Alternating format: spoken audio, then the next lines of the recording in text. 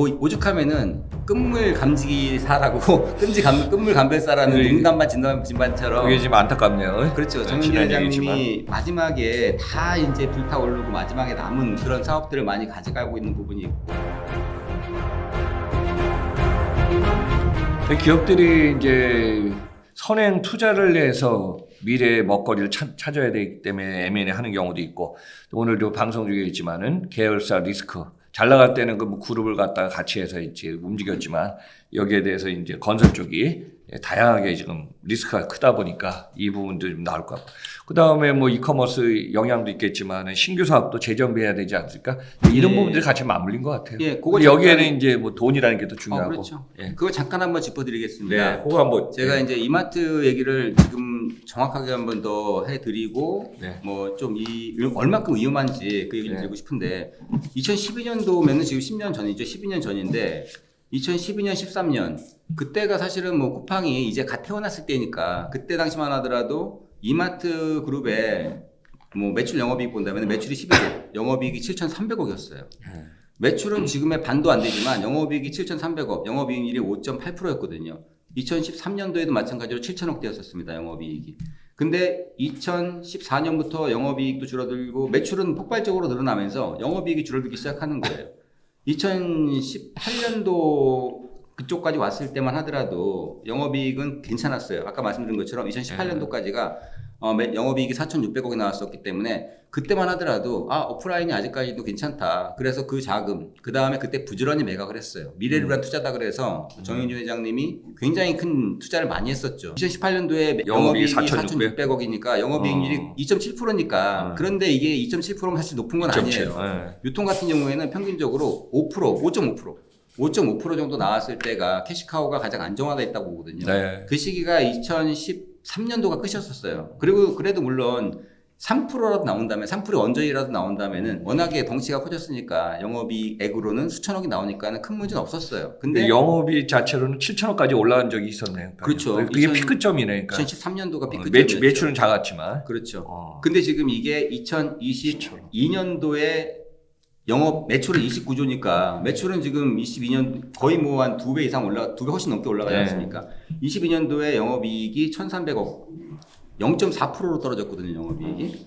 그런 게 이제 2023년도에는 매출은 28조, 영업이익이 마이너스 780억, 마이너스 0.3%. 그러니까. 이게 지금 엄청나게 이게 격세지감을 느낄 수가 있는 게 불과 지금 몇 년 만에, 특히 영업이익이 수천억 단위에서 그 다음에 마이너스까지 떨어지는 데는 불과 한 4, 5년밖에 안 걸렸거든요.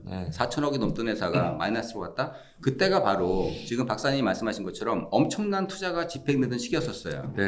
그 시기가 말씀하셨던 것처럼 가장 컸던 게 바로 이제 쓱닷컴을 인수했던, 쓱닷컴이 이제 지마켓에 인수했던 지마켓의 가치를 3조 4천억을 갖다 줬거든요. 그렇죠. 3조 큰 돈이었어요. 깜짝 놀랐어요. 물론 이때가 언제였냐면은 이때가 이제 뭐 그 쿠팡이 그 뉴욕 증시에 상장을 하면서 뭐 거의 60조 막 그렇게 평가를 받다 보니까 다들 그렇게 생각을 했죠. 쿠팡이 60조면은 지마켓하고 쿠팡하고 거래액이 큰 차이가 없는데, 매출과 거래액은 분명히 차이가 있지 않습니까? 근데 거래액만 본다면은 지마켓과 쓱닷컴의 거래액을 합치면은 쿠팡을 이겼었어요, 그때.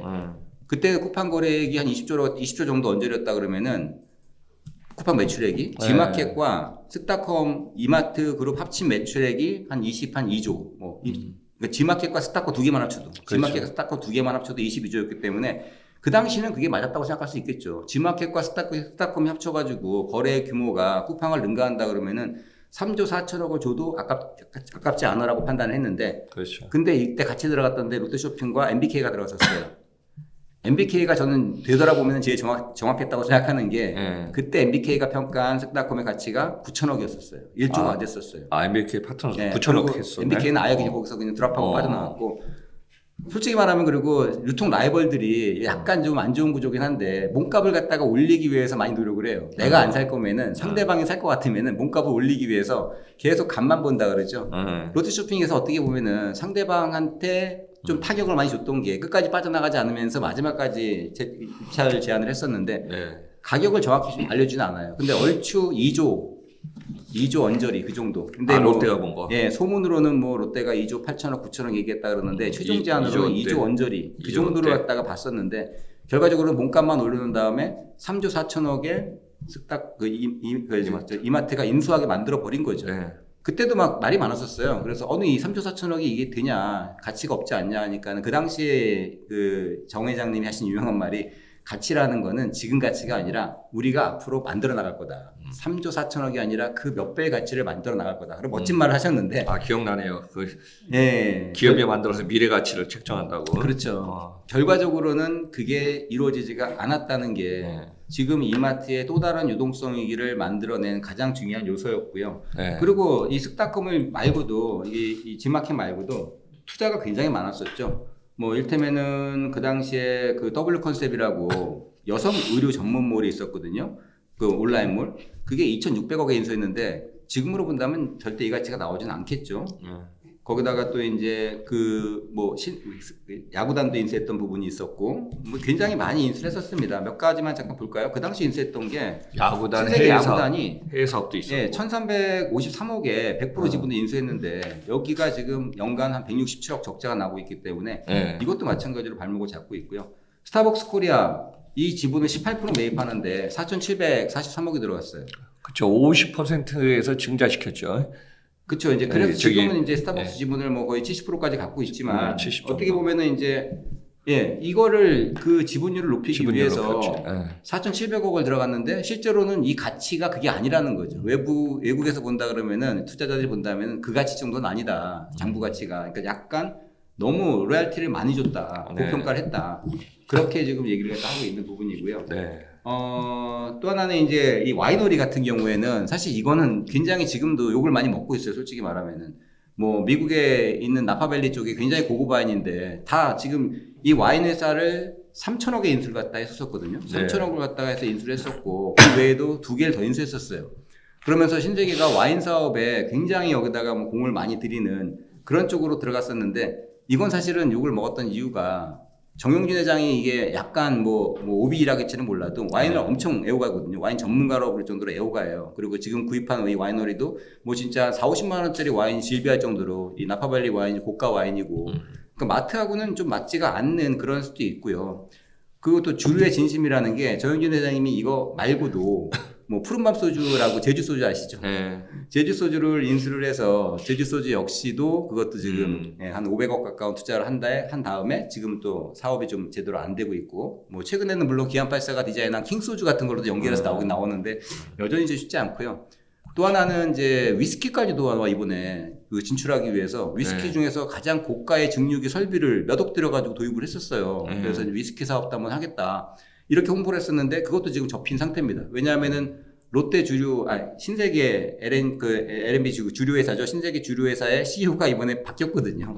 한창 추진을 했었는데 이번에 이명희 회장님이 CEO 9명을 교체했을 때 그 중에 한 분이 또 그 신세계 주류 쪽 관련된 부분이었기 때문에 그것도 지금 될지 안 될지 모르고 뭐 물론 뭐 이런 위스키도 잘 되면 좋겠지만 위스키 사업이 지금은 많이 좀 죽었어요. 많이 죽기도 하고 와인도 마찬가지입니다. 와인도 지금 프랑스라든지 이태리라든지 유럽 쪽은 지금 15%에서 30%까지 와인 매출이 떨어지고 있거든요. 지금 그러니까 너무 고가로 인수했고 시장은 죽어가고 있다. 물론 국내는 와인 애호가들이 많이 있긴 하지만 어떻게 보면은 이제 맥주 쪽이 더 오히려 수제 맥주 쪽이 올라가는 그런 트렌드인데 다시 돌아왔어요. 2년 전까지만 해도 이 와인이 피크하다 보니까 엔데믹이 되기 전까지는 와인 관련된 기업들 또 물류 보면은 그냥 폭증해갖고 엄청 늘다가 심지어 편의점만 해도 그냥 와인 전쟁이 있었고 그렇죠. 저는 이제 이게 대기업군들 보면은 와인 관련된 회사들이 있어요. 그래서 이제 아마 대기업의 오너라든가 또 경영자에서는 그런 자기가 하고 싶은 사업군 중에 꼭 넣더라고요. 이것도 좀 영향이 있었던 것 같습니다. 그렇죠. 근데 뭐 물론 이제 국내는 말씀하신 것처럼 편의점에도 와인이 있고 와인이 확장되는데 문제는 와인의 본고장인 이태리하고 프랑스가 와인이 완전히 지금 망가지고 있거든요. 그러다 보니까는 이 와이너리를 다 갈아 엎어버리고 거기다 올리브 심고 있을 정도로 와인이 그렇게 많이 죽고 있다는 거죠. 그렇게 된다 그러면은 이거 3천억 주고 샀던 그 나파밸리 이 와이너리도 이게 이 가치가 아니라는 거죠. 반값도 안 되는 가치니까. 뭐 오죽하면은 끝물 감지사라고 끝물 감별사라는 네. 농담만 진반처럼 그게 지금 안타깝네요. 그렇죠. 네, 정윤기 지난 회장님이 얘기지만. 마지막에 다 이제 불타오르고 마지막에 남은 그런 사업들을 많이 가져가고 있는 부분이 있고요. 네. 또 하나는 이제 신세계 ENC에서 국내 최고 트리니티 골프장 아시죠? 네. 거길 또 인수했지 않습니까? 아, 이건 역시도 좀 많이 얘기가 좀 많이 나오는 것 같아요. 네. 그래서 지금 본업하고도 관계가 없는데 적자가 지금 거의 뭐 연간 계속 나오는 그런 부분들이고 장부가만 3,500억인데 네. 이 사업이 과연 그러면 이 신세계 그룹이 가야 될 사업인가? 결과적으로는 지금 얼마 전에 보니까 이거 지금 계열사에다가 매각하고 이 지분으로 신세계 건설 지원을 했더라고요 또. 네. 그러다 보니까는 이게 사실 여태까지 투자했던 앞에서 봤던 5조가 넘는 투자인데 5조가 넘는 투자금이 과연 적절하게 집행이 됐는가 이 문제가 나오는 거죠. 네. 지금 신세계그룹의 총 차입금을 보면은 부채가 지금 19조 5천억이거든요. 부채가 19조 5천억이고요. 그 중에서 차입금이 13조가 넘어가요. 13조 3천억. 자기 자본이 13조 6천억이기 때문에 지금 거의 자기 자본 다 왔다는 거죠. 거의 목까지 차올랐고요. 자, 지금 총 차입금이 13조 3천억이 이전에는 2018년도까지만 하더라도 이게 8조, 7조 이 정도까지만 있을 때는 굉장히 건실한 회사였었어요. 신세계그룹, 이마트그룹이. 네. 굉장히 건실한 회사였다가 이게 지금 그 신규 사업 때문에 이 13조 3천억까지 늘어나면서 거기다가 금리가 올라갔지 않습니까? 네.